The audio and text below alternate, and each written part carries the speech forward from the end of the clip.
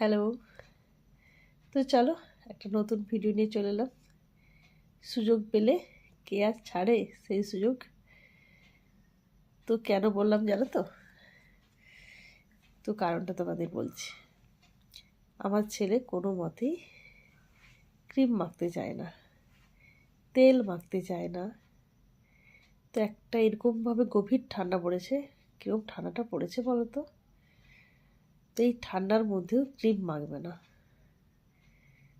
তো মা হয়ে সেগুলো কি আর ভালো লাগে যে ছেলে ক্রিম মাখবে না, মুখ খসকা খসকায় থাকবে, কীরকম একটা দেখতে লাগে না?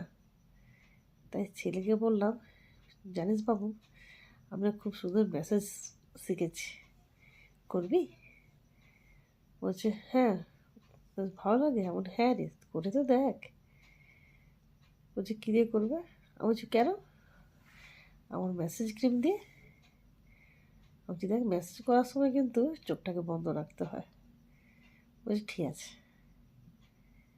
তো অনেকক্ষণ ধরেই মেসেজ করছিলাম, আর ওর বোন আসতেই বলছি একটু ভিডিও কর ভিডিও কর।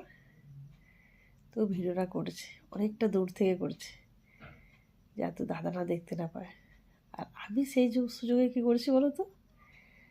ওই যে নিভিয়া সফট দিয়ে ভালো করে ও স্ক্রিনের মধ্যে মেসেজ করে ক্রিমটা খাওয়াচ্ছিলাম।